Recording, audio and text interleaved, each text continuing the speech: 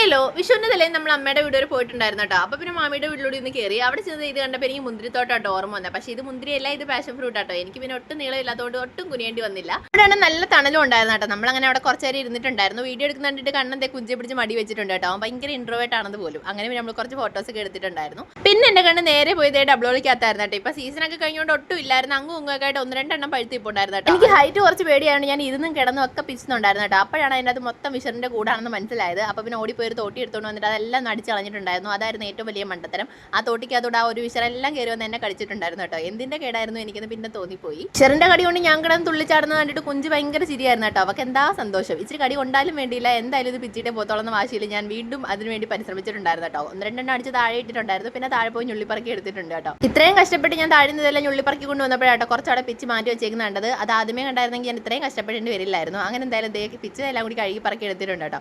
കഴിച്ചു നോക്കിയപ്പോൾ നല്ല പുളിയായിരുന്നു. ഇപ്പൊ ഈ വീഡിയോ കാണുമ്പോഴും എന്റെ വായിൽ പുളി വരുന്നുണ്ട് കേട്ടോ. 1-2 കഴിച്ചപ്പോൾ തന്നെ എന്റെ ആ ഒരു കൊതി അങ്ങ് മാറി കിട്ടി. ഇതിനിടയ്ക്ക് കണ്ണന്തേ ഫിഷ് ടാങ്കിന് വെള്ളമൊക്കെ കളയുന്നുണ്ട് കേട്ടോ. അതിൻ്റെ കുറേ മീനുകളൊക്കെ ഉണ്ടായിരുന്നു. നല്ല രസം ഉണ്ടായിരുന്നു കാണാൻ വേണ്ടിയിട്ട്.